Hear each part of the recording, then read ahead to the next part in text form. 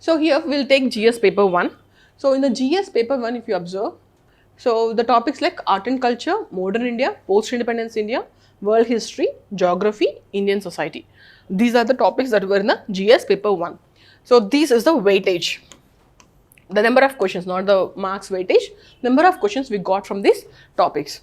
So if you observe world history, so for the past few years, we are not having a good question. There's no question from the world history. Alani is a river ante, we never know. So, see, there is a time, there is no single question in you, hardly one question or two questions from the art and culture, hardly. So, what is Vesara, what is Dravida? Itla question untunde. But suddenly what they did, they started giving 11 questions, 14 questions, 16 questions, just in one prelim paper from art and culture. 11 questions, just from art and culture. See, there is no weightage, no one ever gave importance to art and culture, they gave 11 questions. So, don't underestimate, don't think this is the pattern, this is how UPSC is going to give. I won't read world history for the next. We never know, they will swap this.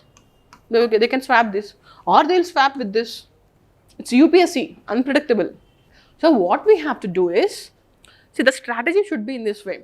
See, when I have to finish world history, then world history chadavali ante, basically it will take time that is almost equal to finish to an ethics paper.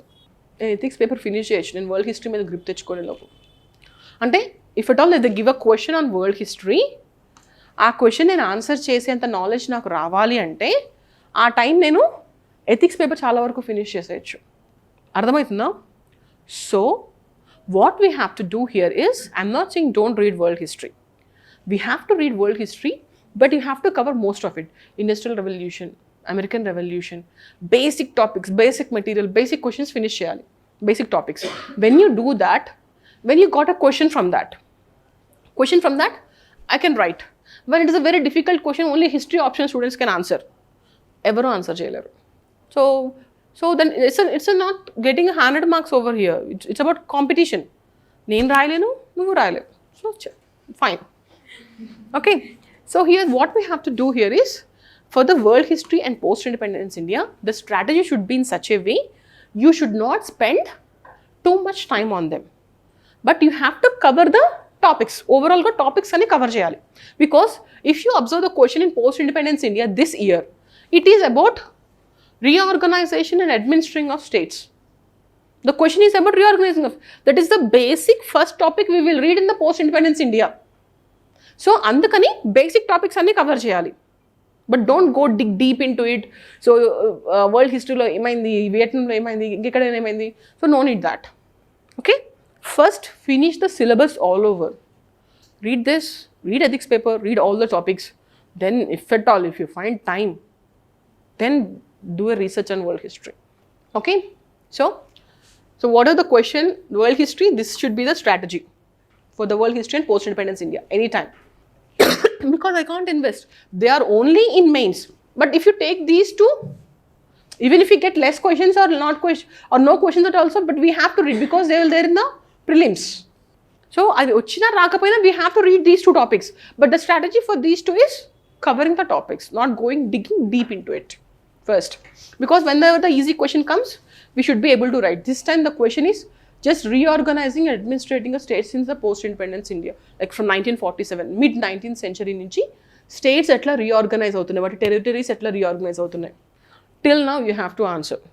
Telangana varaku, Uttarakhand varaku, anni cheppali manam. How they were reorganizing.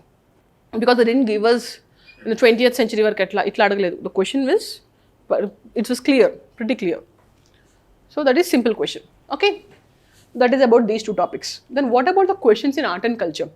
So the questions in art and culture this time, and including the modern India, they were majorly static. See, mostly paper 1, paper 2, paper 3 of GS mains this year, they were largely static. If you have a control over the concept, I'll show you a few questions. If you have a control over the concepts, you will be able to attempt that question. See, if you see the art and culture questions, medieval India temple sculptures, they're not asking just temple sculptures, but how they represent the social life of those days. See, paintings aina lekapothe mana sculptures aina, architecture aina, it will reflect that time. If you go to, see, Suppose if I take a painting, Ajantalo painting ఏదైనా తీసుకుందాం. What will see that? Their headgear, their dresses. So that is a social life. How the marriages events are. They will paint the marriage events. So the marriage events, how lavish they are going to happen. So వాళ్ళు use చేసిన కలర్స్ని బట్టి అప్పుడు ఈ colours ఎక్కువ ప్రివైలెంట్ ఉన్నాయి. ఒక్క painting మనకి ఎంత ఇన్ఫర్మేషన్ ఇస్తుందో. Suppose if you take the Mughal paintings, అప్పుడున్న బర్డ్స్ ఏంటి, అప్పుడున్న రాజులు ఏంటి, వాళ్ళ కోర్ట్ ఎట్లా నడిచేది, how the courts use to conduct, where the raja use to sit, where the important personal will sit, where the common people will stand, how we are making the pictures from a days films, how we are making it based on that only. Okay, so they're showing that their life is, the social life is depicted in the paintings. In the same way, the social life is depicted on the sculptures also. So they're not just giving us a bommal kanpadutunnai lani kaadu. So they have a significance. So here it's not about the painting, the question is about sculptures. So this is one question that is little analytical.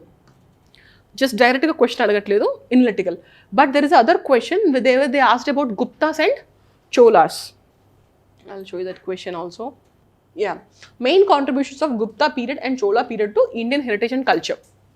Straightforward question.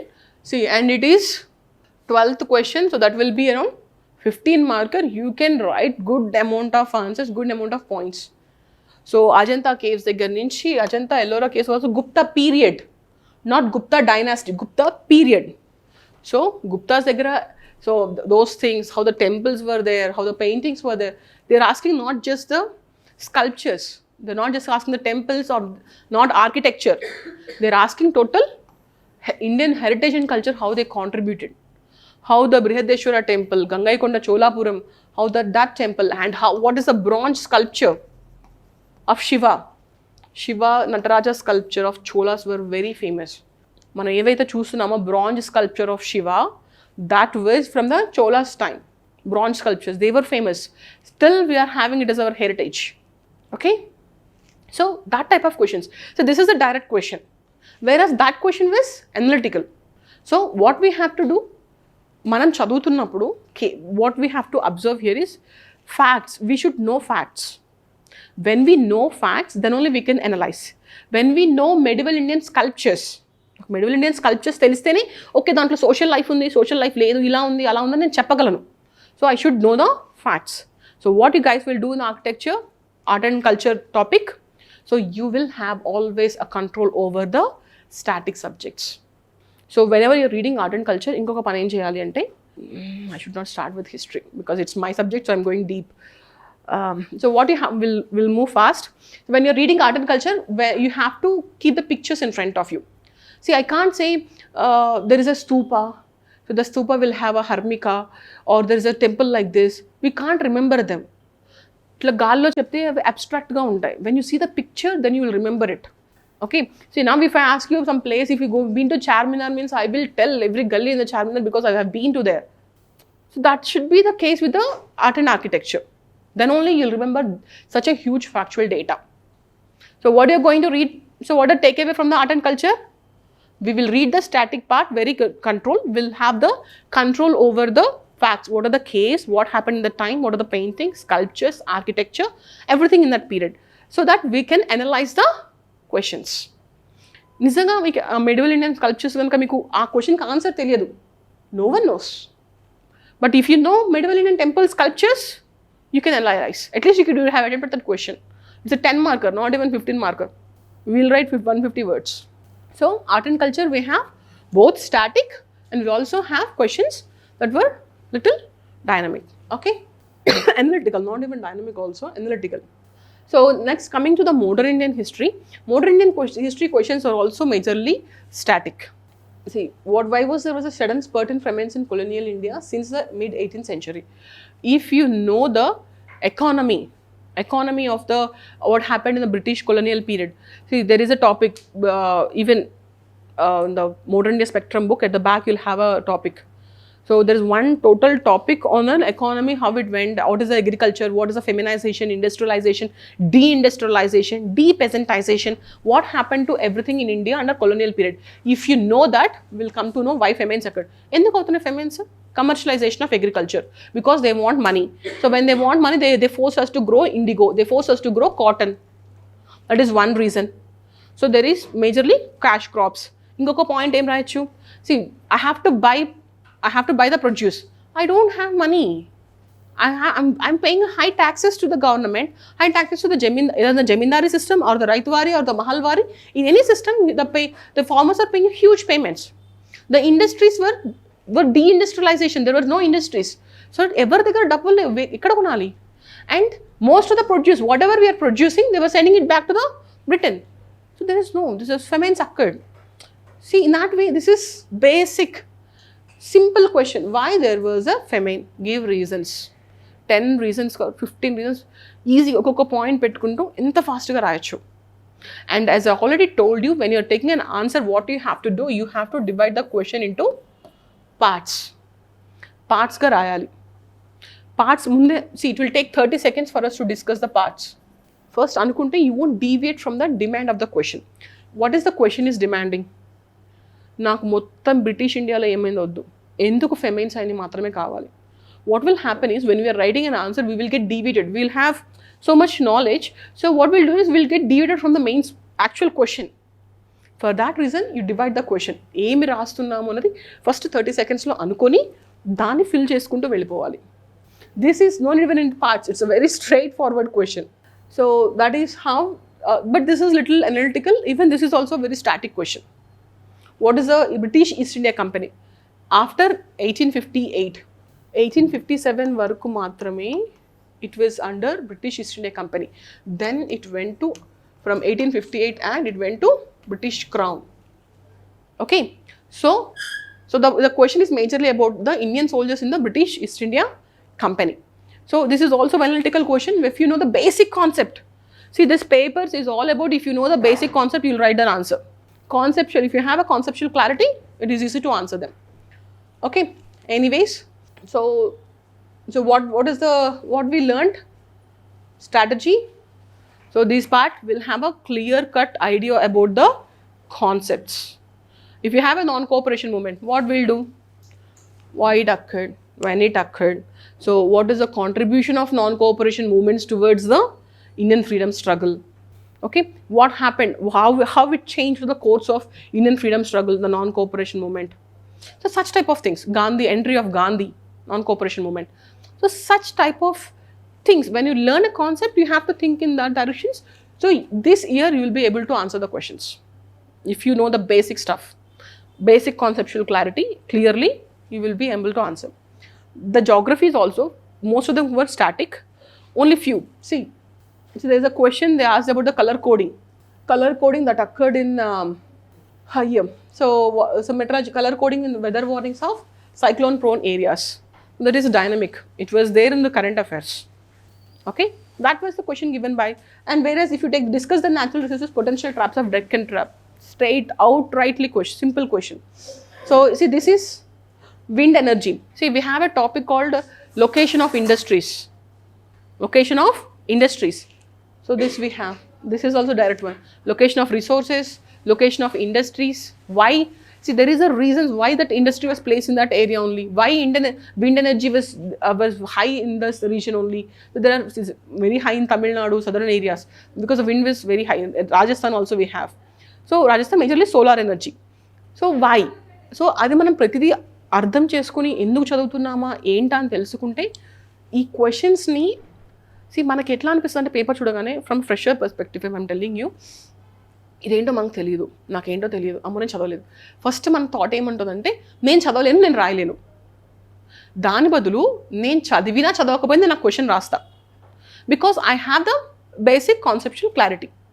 So then ఆ thought process పెట్టుకొని then see the question. So అప్పుడు ఏ question చూసినా మనం ఎన్నో కొన్ని points రాయగలం. See, because I'm telling you this because you are freshers, but still you can write an answers. That's what I'm trying to tell you here. So most of the questions, even if you take the Indian society, so Indian society, there's a question on globalization, relationship between the globalization and new technology in a world of scarce resources with special reference to India.